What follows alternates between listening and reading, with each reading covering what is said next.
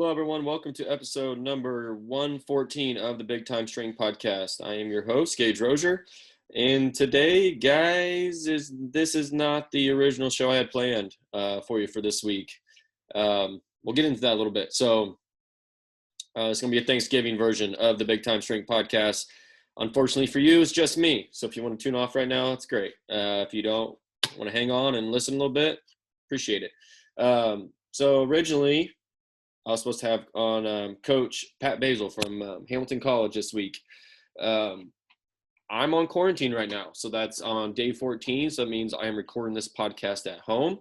And unfortunately, my Wi-Fi is a little slow, mainly possibly because my son is watching How the Grinch Stole Christmas on loop, which is taking up our Wi-Fi bandwidth, I think, which makes everything a little slow. So I tried to record a podcast with Coach. It was pretty choppy, dropped a couple times. So I said, you know what, let's delay this, wait till I can get back to work where I got better Wi-Fi and make sure Coach gets a good episode. And you're going to want to hear what he says. He's got some great stuff. So, but in the meantime, I'm going to do a solo one here and just talk about some stuff.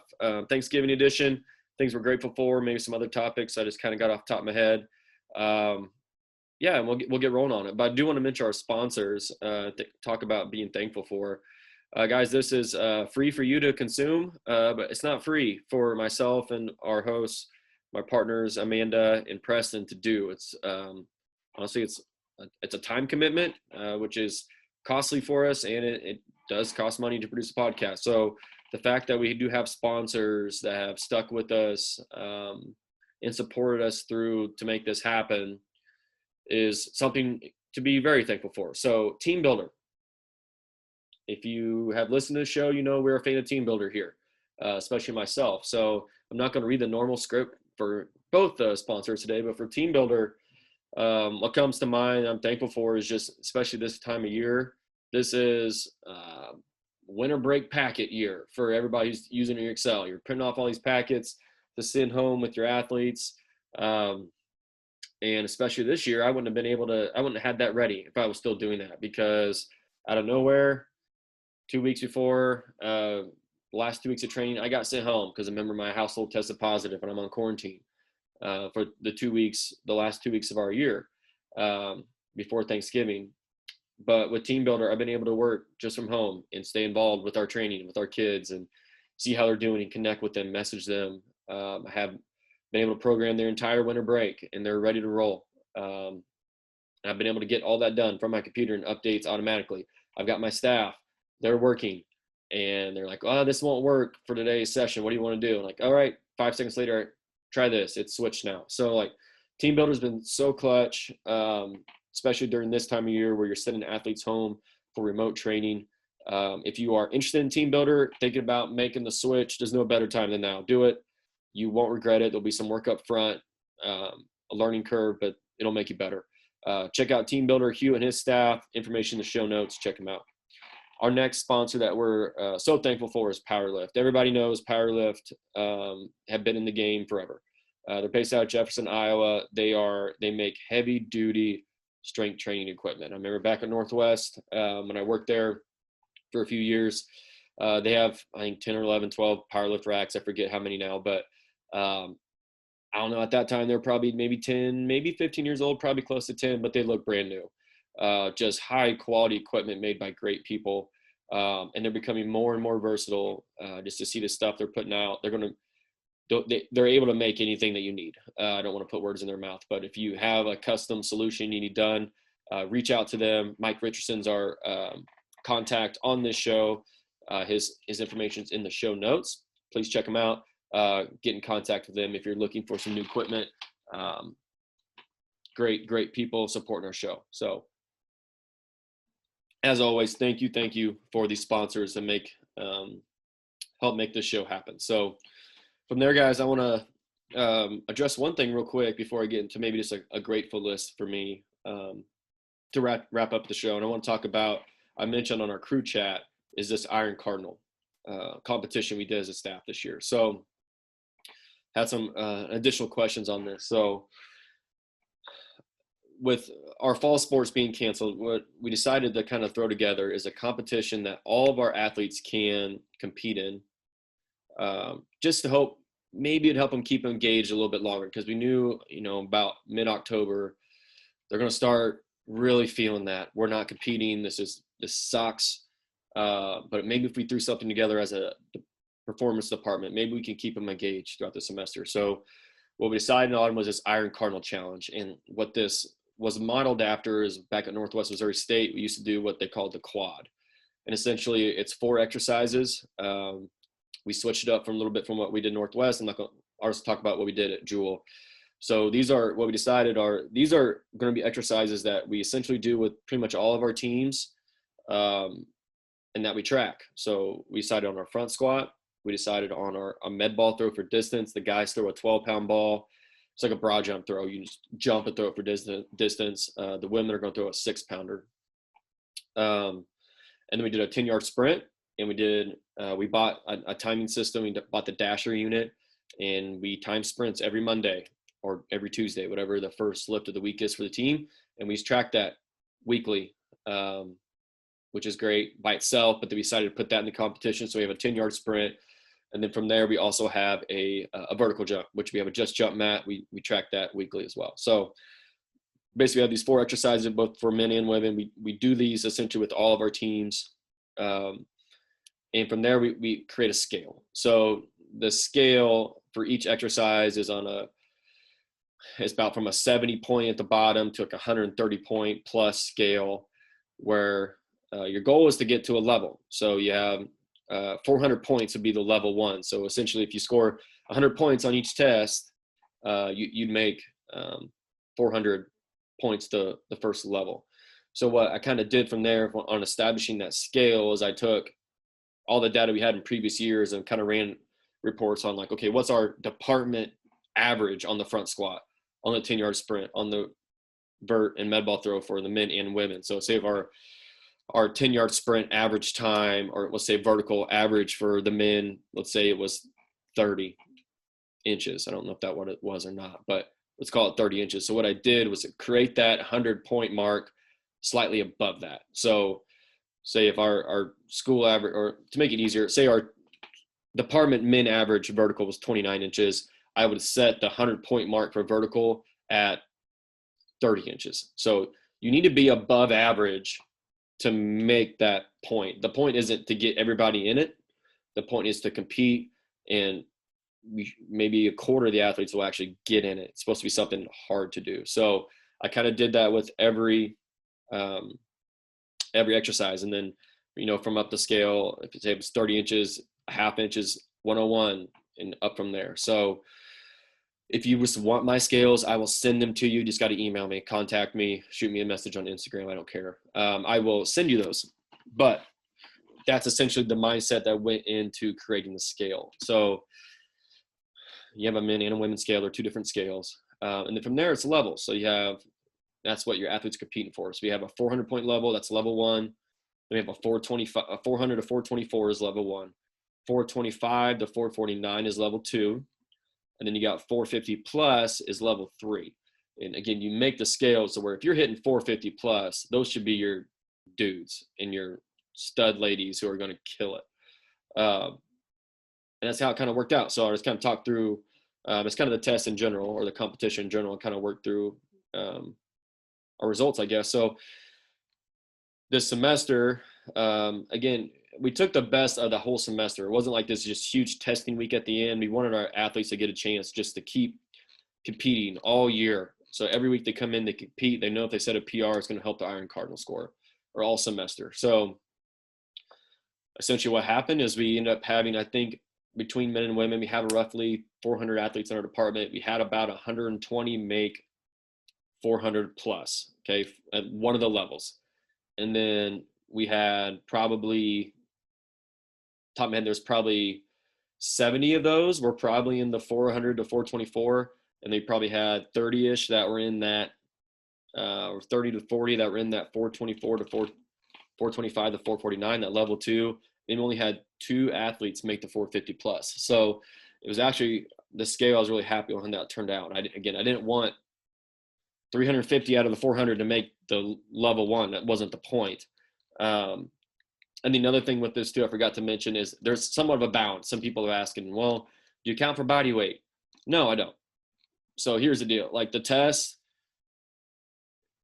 if you're a bigger athlete, if you're an O lineman, you need to be strong, right? So the scale is set up to where if you have a really strong front squat and you're a beast in the front squat, you're going to score super high in that. And hopefully that's enough to counteract. Maybe you're not going to jump very high. But the 10-yard sprint is also, if you're a strong big, you can run a decent 10-yard sprint. And then also if you're strong big, you should be able to throw that med ball pretty far. Okay. So, and then if you're a small skill guy, you should be able to run a really good sprint. You should be able to jump high. Okay. So the tests themselves kind of, in my opinion, equal out and kind of account for the size factor of it. So that's how we kind of handled that. So going back to our results, it worked out really well. And we did have some big O linemen make level 1. Actually, we had a couple make level 2. And they are our O linemen and D linemen who are strong and big and powerful. And the ones who aren't didn't make it. Okay, so what this does, it establishes, okay, what do we need to work on? Where are our strengths in our teams? Where are our weaknesses? And I'm looking forward to doing this every year. We will do this in every team's off season moving forward. So this year, everybody did in the fall because not everybody's competing. But next year, football will do it in the spring in their off season time, where our spring sports, baseball, softballs, tracks, they'll do it in the fall like they did this year. So I'm looking forward to comparing that year after year as we move forward on seeing kind of how these groups are getting better or how these newcomers compared to last year's newcomers. I got it broken down on how I've run reports and data on the different teams. So I know for a football example, I broke it down and say, okay, what's the team average on all these, but what's the average of the bigs? What's their average scores? How do they rank? Okay, our big, strong bigs that are legit players for us, they're at the top of that list, which means our scale's right. It means it's correlating maybe to the field. But then maybe those ones that aren't, where are they on the scale? Where can they get better? And then looking, okay, next year, hopefully our team average for our bigs is better. Same thing. I broke it down. Okay, our newcomers, just our freshmen. How did our freshmen score? Okay. And how did our returner score, older group score? And then next year when I do this, I'll run the report like, how did our newcomers this year score? 2021 newcomers, okay? That can almost be like going back to recruiting, like how is this class compared to last year's class based off our Iron Cardinal score? So I think there's a lot of cool ways we can use this data. It's just like any other data as well, but I like this like it's almost all-encompassing athletic score, if you want to call it that, to really just kind of encompass everything that goes into what we try to do. We got a sprint, we got a jump, we got a strength thing, we got a upper body strength power thing. It kind of just shows an overall score. This is your athletic score. Are there holes in it? 100%. Is it statistically valid that we can write a really cool research paper on? Probably not. No, don't care. Okay, but it's something that this is the most important thing. Our athletes loved it. They got into it. It was really cool to see them just keep competing, keep looking at the scale. Okay, I need 3 more points to get to 400. I can get maybe a point here, a point there, a point there, you know? So like seeing them compete in that, but then also see them compete across sports. Our men's basketball team, they were, and I post weekly, updated football. Here's where you were as of last week. And we post those for every sport. So, and they hang there. So our men's basketball team, for one, I know they sit there for like 30 minutes and just look through all the teams and compare how they compare to the men's soccer team in this. And it was really cool to see that competition go. And I guess my last thought on this is we reward them as well. So it's everybody gets a shirt. It's the same shirt, but it's different colors. So we're going to go gray shirt, if you wanted to know, gray for the level 1, black for level 2. And then I'm stealing this from our football coach. He says, winners wear red at Jewell. Winners wear red. It's kind of a mouthful. But level 3 will get red. So I wanted to expand on that a little bit because I'm personally am super excited about it. It's kind of my next thing at Jewell. It's got me really excited. And excited to see where that takes us over the next few years at Jewell. So again, if you want any of my scales, any more information on that, please let me know. Open book here. We'll share whatever you guys need help with. All right. What I want to kind of wrap this up today, Thanksgiving special, is just what we're grateful for, right? So cheesy, everybody's doing it probably, but just running through my list is family, number one. So like I said, this last 2 weeks I've been in quarantine. So it's my wife, I got 2 kids, my Max, he's 3.5. My little baby Rose, she's almost 7 months now. And it's just been a super strong blessing to be able to spend the last 2 weeks with them. I've been sending on my Twitter, like this morning, Mac woke up at 4:30 this morning, kind of gave me a little slight shot in the groin to wake me up, and just kind of gives me a, hey Dad, can you give me some Cheerios whisper? And it's like frustrating in the moment. It's 4:30. But man, it's such a blessing. It's super, it's made me think a lot about the future of our family, my role in this profession, kind of what I want to do. So a lot of thoughts being stirred up, but my family is awesome. It's been a really hard time, some time as well, not to be able to see. I missed out on my mom's birthday, which wasn't fun, obviously, but we're going to be able to see him for Thanksgiving. So not a sob story by means at all. We're very blessed here, but very, very thankful for my family. My staff, Coach Jill Brown and Devin Hance, they've done a tremendous job all semester, picking up the slack for me during this quarantine time. They've been killing it. I mean, I'm sitting here just kind of staring at TeamBuildr, doing some stuff, programming, but they're the one executing it. They're the one putting in the hours still. It's Wednesday before Thanksgiving, and they're in there working a 8-hour day, which is, I get a short day for us strength coaches to say we like to work 16-hour days all the time and somehow wear that as a badge of honor. Great. But they're in there working an 8-hour day before Thanksgiving, when normally I would give them the time off. I would do that for them, but they're doing that right now, and they've been great all semester, just rolling with the punches of COVID, not complaining, finding solutions, figuring out stuff, ways to do things. Just very fortunate and blessed to have those two on my staff. Just can't say enough how thankful we are for them. Student athletes, again, we get frustrated with them at times, especially during this COVID period. We're like, man, they're not taking this as seriously as we need them to. But then you take a step back and think, like, our athletes live on campus all year. So it's like they have to be in these COVID protocols all day, every day. You have to wear their mask all day, every day, where I get to go home and take my mask off, reset, and then come back and do it again for another day and then reset, where they're in it all the time. And I'm thankful that we've had our hiccups like anybody else. We've had those parties here and there that cause an outbreak here and there. We've had that. But for the most part, we've been very fortunate, very productive during this COVID period, and very thankful for our student athletes to hanging in there. And as always, just for their hard work and their dedication to their sports, always really fun to see. So I guess a big thanks as well. Very thankful for Amanda and Preston. Listen to the crew chat, which have been last week's episode. I was transparent. Like, listen, I've been kind of a little bit of a rut this year, a little bit. I don't know if it's because of COVID or there's maybe some other things that I won't dive into, but like, I don't know. And there's like Preston brought it back, and he got emotional about his son, about like why he's here to do the things that he does, and just really appreciate the passion both of those two bring to the show and to their job and to their athletes is pretty inspiring. But just what they bring to the show as well. When I started this podcast, it would be,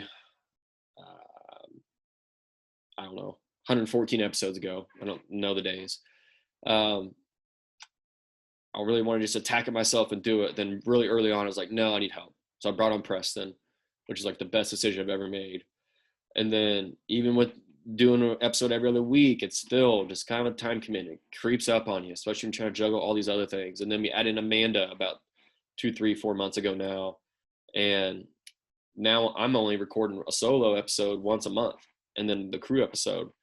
And just it's the best thing ever. And it's made our podcast 10 times better. I think it's bringing even more value to more people to the show, which I am so thankful for Preston and Amanda, all the hard work they put in on this. Can't say that enough. So then, guys, I don't want to get all Thanksgiving on you, but I do want to wrap up and I'm going to give you a list. If you want some extra flashback to big time strength episodes, that they're all great. I love all of them. I've learned something from all the coaches. There's no doubt. But I just kind of scrolling through the feed, and I wanted just to highlight the episodes that I just really took a lot from and people I really appreciate. So if you wanted some extra listening, done talking with me or listening to me, go listen to these. They're way better. So I'll just kind of name off a few and we'll wrap this up. But Joe Q, number 100, just, again, if you listen, you got to listen to that one all the way through. He gets super powerful at the end. Just a real bring it home moment. We're like, man, I love that guy. Episode number 100, Joe Q. He's also mentioned in like probably half of the other ones because he's like, he is the tree of all my network, right? So like a lot of the people we've had on stems from him because I know them from him. Surely you've caught on to that if you're a longtime listener. But Joe Quinlan, episode 100, you got to listen to that one. Jeff Jones on 85 that Preston did was spectacular. Just got into culture, does a tremendous job. My buddy Miles Clifton, who's on episode number 87, is another one. One of my best friends, was a former GA of mine, but way before, he's much more than a former GA to me. One of my best friends. Episode number 87, Jeff Jones was at Luther, and Miles is at Luther now as the director of athletic performance there. Just got the head job there. Is just super awesome. But Jeff Jones was there prior to him, and people just speak the world of Jeff Jones up there. And he brought it on that podcast as well, number 85. Kurt Hester, I forgot to write down the episode number on him, so I'm not going to look it up. You can find it. Kurt Hester, just tremendous. I just listened to a podcast with him and Zach Evanesh. I found awesome as well, but it was really cool to have Kurt on the show and talk to me because he kind of blew up. He's old school. He calls out a lot of just the bull crap of our profession. But he's kind of big time in himself because of the book he's put out. Everybody knows him now. But he's the most humble guy ever, hard worker. He's awesome. Kurt Hester, check that one out. This one really struck me is Trevor Florindo at number 83. He's at Colorado School of Mines. Brilliant dude. 10 years from now, he's going to be like a one of like the most well-known name in this industry. I guarantee it. Just brilliant. And he's original. I love listening to the coaches where I think we get in this, if you listen to enough podcasts with strength coaches, you can almost start answering questions for coaches because they just regurgitate what you're supposed to be saying. Like, oh, how do you show your athletes the care? You go to their games and you ask them how their day is. Like, I got it. I've heard that every coach say that 45 times. What I love about Trevor is I didn't know what was coming with him. And he was just so real. Loved it. Number 83, Trevor Florindo. Jake Niederman, episode number 4. Another one of my mentors, although Jake seems like he's 45 or 50, this stoic, brilliant guy, but he's like 3 months older than I am. But I tend to forget that sometimes, but he was at Elon at the time, but he's now moved on to, he's on the Minnesota football staff.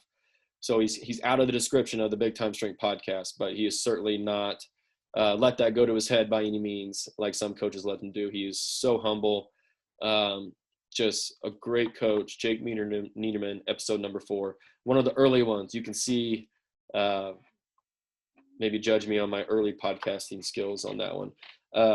Coach Silbernagel, episode number 14 at University of Mary. Another early one, but another just one that I go back to sometimes on just about culture and evaluating and commitment and stuff like that. Silbernagel was fantastic. Their social media is so good. They got sponsors for their social media. Just tremendous. Does a great job. Dakota Steiner on 28. Another one as I read through. Dakota, he's in the private industry. He's at Forever Strong Training Center in Adele, Iowa. think it's Adele. I think that's right.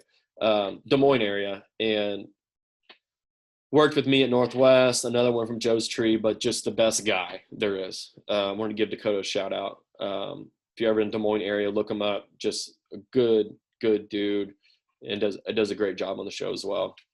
Again, I don't want to offend any of my former guests that I didn't mention. You're all fantastic, and I'm very, very thankful for you. But as I scroll through those are the ones I really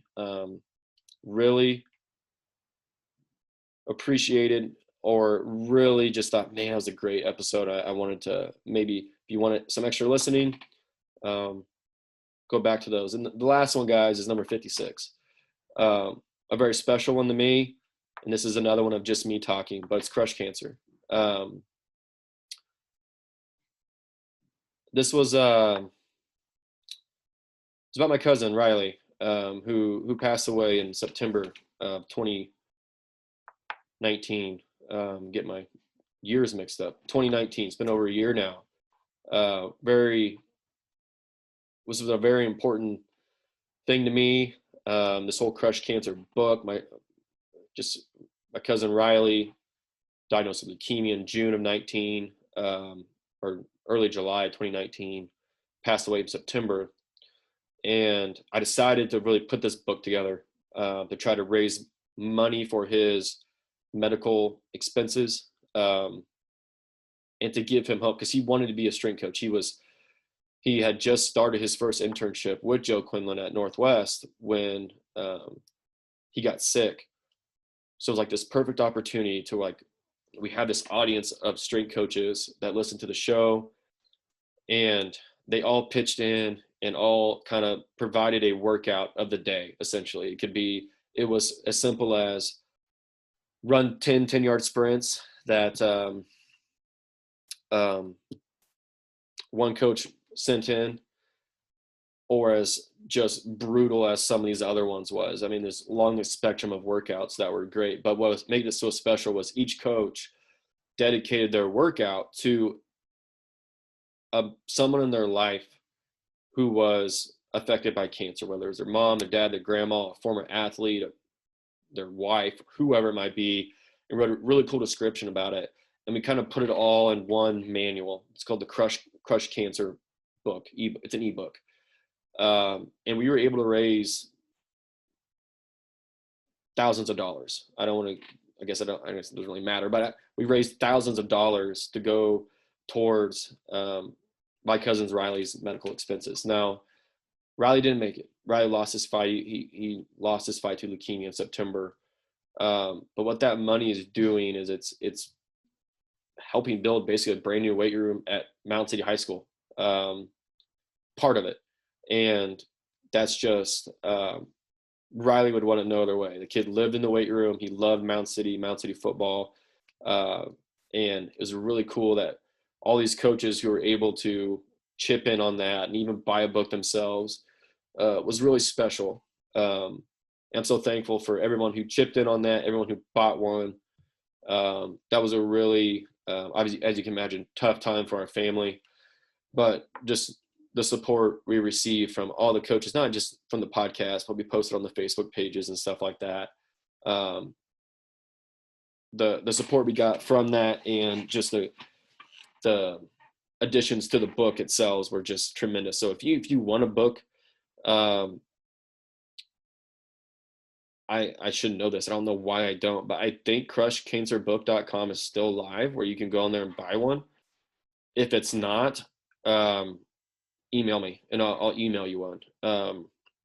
And all that money, guys, I didn't make a cent off of it.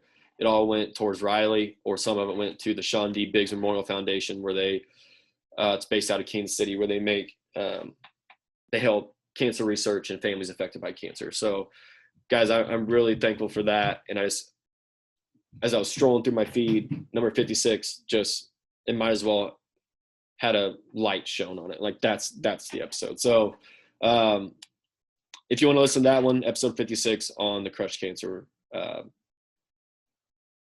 episode. So, all right, guys, that is enough from me today. I hope everybody has a safe Thanksgiving.